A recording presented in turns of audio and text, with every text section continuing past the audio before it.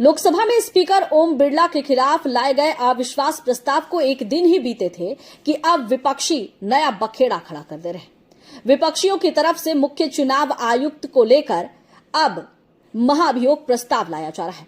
दोनों सदनों में पेश कर दिया गया है। इस पर चर्चा होगी और अब फिर यह तय होगा कि मुख्य चुनाव आयुक्त ज्ञानेश कुमार रहेंगे या नहीं रहेंगे।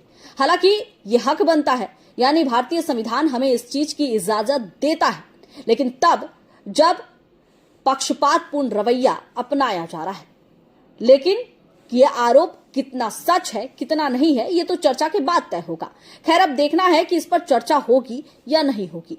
भारतीय संविधान 324(5) ये इजाजत देता है कि अगर पक्षपातपूर्ण रवैया अपनाया जा रहा है, कार्रवाई सही ढंग से नहीं हो रही है, तो आप उन्हें हटाने का निर्णय ले सकते हैं।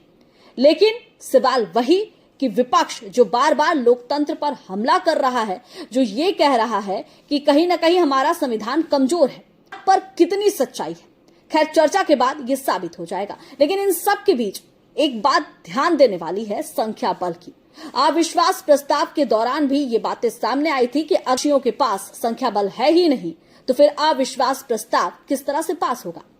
यही कंडीशन मुख्य चुनाव आयुक्त के खिलाफ महाअभियोग प्रस्ताव पर भी लागू होगी। संख्या बल विपक्षियों के पास है नहीं, सत्ता पक्ष के पास है, तो फिर महाअभियोग प्रस्ताव जो ये विपक्षी ला रहे हैं, ये पूरा कैसे होगा। इनका सिर्फ एक मकसद है, चर्चा करना, क्योंकि इन्हें भी अच्छी तरह से पता है कि ये पास होने वाला है ही नहीं। अब चर्चा करके विपक्षी क्या साबित करना चाह रहे हैं।